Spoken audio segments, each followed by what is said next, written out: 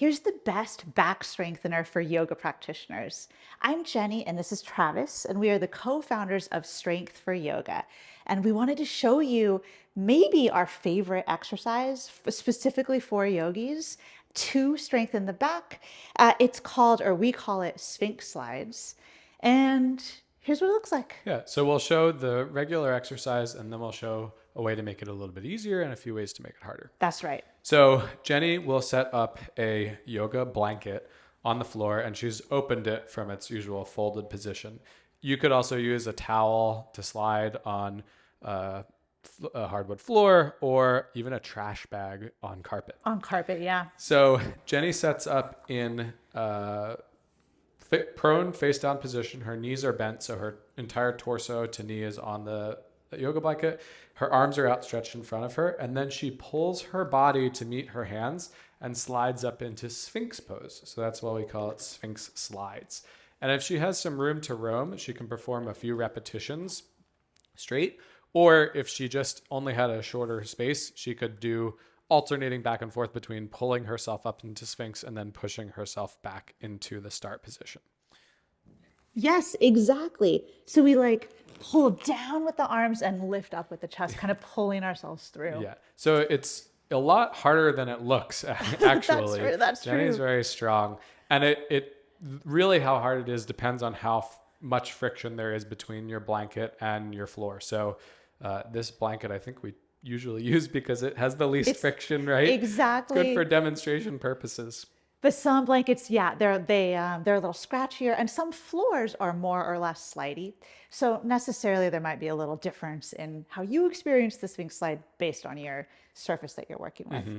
But why do we like the Sphinx slide? Yeah. So if you can remember what that looked like, that Sphinx slide is very similar to a couple of exercises we have in the strength training world called lat pull downs and pull-ups. So with lat pull downs, you would be stationary and you're pulling some sort of resistance band or cable attachment towards you like this, maybe with one arm or with both arms. So that's basically the same thing that Jenny's doing when she's sliding her body across the floor. So that's shoulder extension, which is a really good exercise for the lat muscles or latissimus dorsi, which are these big, broad muscles that cross the shoulder and then actually go all the way down to the pelvis. Exactly. Yeah, so Sphinx slides are like a lat pull down. It's a way we can kind of mimic that in like a yoga setting.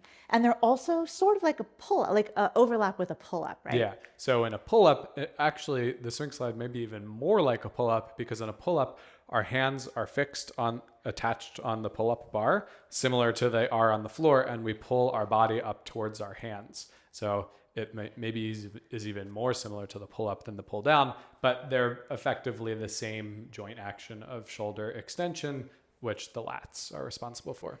Exactly. And really effective lat strengthening is hard to do in a yoga context. We just don't really have generally the tools available to us, the props available to make that happen. So that's why this is that's why we love it so much, because you just use a yoga blanket and your yoga floor you already have. Right. Should we talk about how to make it a little more accessible though? Because again, it could be too much for some. Yeah. So you might find that if you go to try it, you just can't even begin to pull yourself towards your hands. And that would not be uncommon. Yeah, and we have a solution for you. So if you, and there's a physics reason for this, which is that the starting friction is actually harder to overcome than the friction once you're moving. Yeah. So our trick for this is to set up against the wall. So feet are touching the wall here, knees are bent. And then just to give you enough help to push off the wall, you kick a little bit, just as much as you need to get started moving. And then you finish your pull. And so with this one, you would just do back and forth. You would pull yourself away with a little bit of assistance from the legs, and then you push yourself back. Exactly. So that's our favorite way to make that regress the Sphinx slide or make it a little more accessible. And then we have two ways to show you to turn it up, to progress it and make it more challenging once you're ready for that. Yep. So should we show our first one? Yeah, the first way is to add a kettlebell. And so what this does is it increases the total load that's being pulled along with your body weight. So it's your body weight plus whatever the weight of the kettlebell is. Yes. It could also be a dumbbell or a weight Oh plate, yeah, any weight. anything. Yeah, Uh, we love kettlebells we in love strength for yoga, kettlebells, so that's what we're using here. but they're You could all use a good. dumbbell or a weight plate or whatever you have handy. And Jenny just has it between her thighs.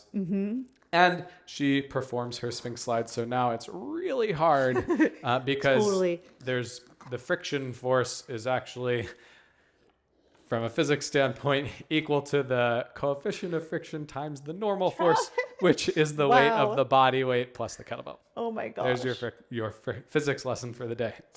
Thank you. Appreciate You're that. welcome. So that's one way to add load, make the exercise harder. And then another Here's our way, second way. This way I really like. yeah, this I'm one gonna like them all, but is cool for one reason that you'll see in a second. So this is a band resisted Sphinx slide. And so we've anchored the resistance band to a sturdy object. In this case, we're using a kettlebell because, like we said, we love kettlebells. And so what you want to do is set up in the same position and make sure that you have tension on the band in the start. So you don't want the band to be slack. So you have to be set up a little bit away from the anchor point. And then what's really cool here is that Jenny has the resistance band crossed like right around her ankles. And so now when she performs her Sphinx slide, the band resists her and resists her even more when she gets to the top position. So it gets even harder as the band gets more tension when it's taut. that's right. She'll go It's back and harder at forth the end. between the push and the pull. But what's really cool is that she also gets to work her hamstrings in this variation, because you can see that as she's maintaining that 90-degree angle at the knee, she has to pull harder and even harder as she gets to the top of the Sphinx to maintain that. So she's isometrically doing a leg curl at the same time as she's doing her pull-up, which is just a nice added twist. If you didn't want that added twist for whatever reason, you could just move the band down like behind the crease of the knee, and like then here. that would anchor it, but you wouldn't have to work the hamstrings to keep it there. That's right. But I like that bonus hamstring isometric work. Totally. Because we're not really talking about hamstrings today, but as much as yoga practitioners often really benefit from shoulder pulling strength, because we don't get that very often in yoga, as we kind of talked about, they also benefit from hamstring strength. So this is just a nice kind of 2 for 1. Exactly. So do you think we covered what we wanted to cover? Yeah, I think so. This is kind of one of our classic favorite strength for yoga exercises. Yeah, in our program, like if people have access to a pull-up bar, then of course they might work on hanging and pull-ups with an actual pull-up bar. But if you don't have a pull-up bar, or if you're in a traditional yoga context, then this blanket sliding Sphinx slide is key. It's like so good. So we highly recommend it. Let us know if you have any questions in the comments. And if you appreciated this content, subscribe to my channel so you could stay up to date on all of the content that we share.